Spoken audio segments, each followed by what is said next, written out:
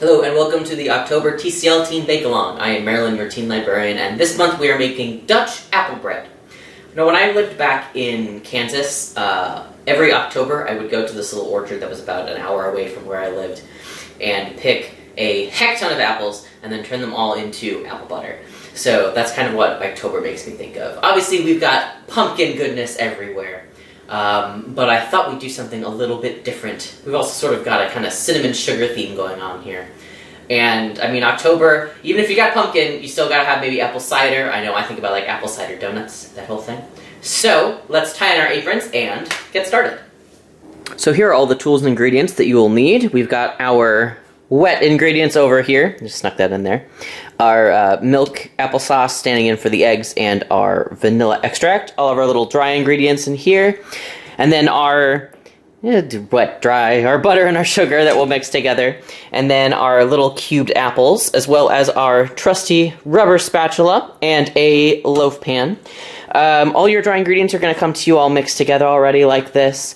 The milk will come in a powder form, and there will be instructions on your recipe on how to make that powdered milk into actual milk.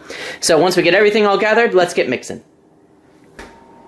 So the first thing we're going to do is cream together our butter and sugar. This is where most recipes are going to start, actually, with mixing the... there we go. Mixing the fat and the sugar together. And you want to make sure your butter is nice and soft.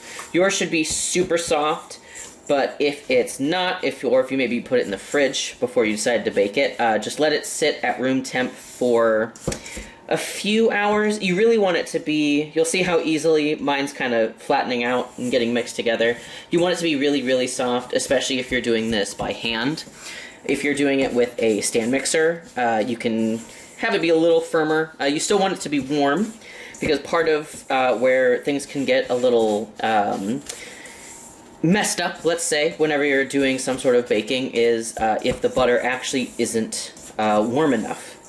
It's a more obvious problem in things like frostings, but in things like cakes, in some cookies, the temperature of things can be important. So we're going to get this all mixed together till it's light and fluffy, and then we'll be back, and you'll see what fluffy looks like. Alright, we have creamed together our butter and sugars in here. You can see it's paler than when we started, which is exactly what we're looking for. So now we're going to add in our eggs/egg equivalent. I'm using applesauce. Obviously, applesauce came in your kit, but if you want to just use one egg, you totally can. These are just a substitute. So add in our eggs, applesauce, our milk, and our vanilla extract. And this is a lot more liquidy than our previous mixtures, just because you've got that milk in there. Normally when we make something like this, you'll notice that we do the butter and sugar and then we add in eggs to that. So, because this is just a little bit wetter, and I'm going to try and avoid too much splashing here, I'm going to grab my whisk just to start. Whoop, yep, see you can see it kind of splashing all over there. Woo. And because we've got this fat and so much liquid, it's going to have a hard time incorporating, so it's going to look kind of soupy. But that is okay. You can still see it flying all over the place. There we go. There we go. It's still kind of splashing, but it's a little bit more. There we go. The butter's a little more evenly distributed. So, gonna give that a scrape.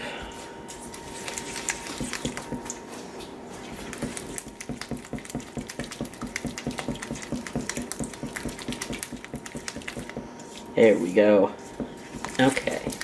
Now that you've got that mixed together, add in all of our dry ingredients at once. And get that nice and incorporated. This also maybe start like a little bit slow, just so you don't splash flour up all over yourself. It has been known to happen, but you'll get a very soft dough out of this here.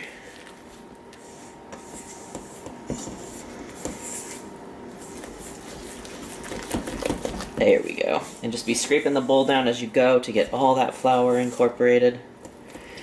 You're just gonna wait, or you're gonna look for, rather, no streaks of flour. There we go. And then add in your apple chunks. Now the original recipe included walnuts. So if you have walnuts, you want to add in maybe like a 1/4 cup or another 1/2 cup of those. You totally can. Walnuts, pecans, that kind of thing. Those aren't in your kit, but if you have them around, if you want to give them a try, you totally can. There we go. Alright, we got that nice and mixed together. So now we have our greased loaf tin. I'm gonna just put that on in there. There we go. And this is very thick. So it won't, most likely, unless you use a smaller pan, it won't spread all the way to the edges on its own, so you'll have to spread it like I'm doing here, and just try to get it as even as possible. There we go. Okay, and then we're going to, bit of scrape. It's greased, so it should come out just fine. There we go. Perfect. Alright, we're going to cook this for, we're going to go for 50 minutes at 350 and check it from there. So we will see you in about 50 minutes.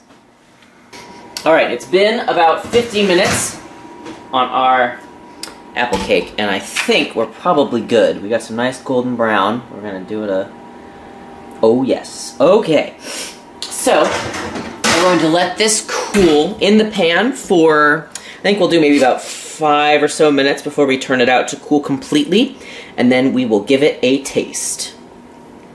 Alright, our bread has cooled. It's still a little bit warm. Cake. Our cake has cooled. It's still a little bit warm, which is good, so we're going to cut on into that. Oh, I like that. So our dried apples, you can see they plumped up a little bit in the actual bread. Cake. Bread cake.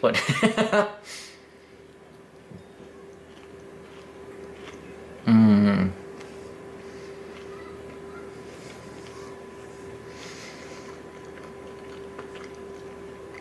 Okay, that's really good. It's got the texture of like a pound cake, so it's good and dense. Mm.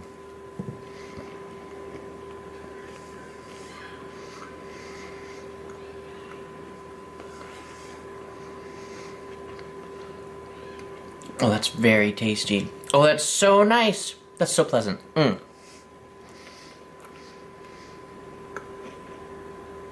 Yep, that's the kind of cinnamon apple flavor that I'm looking for around this time of year. Mm. That's gonna do it for this month's Bakealong. I hope you enjoy. I bet you could whip up maybe a little bit of a glaze or something if you wanted. Maybe make some frosting, put it on there. But I mean, it's delicious just as is. So thank you for joining us this month, and we will see you in the next one.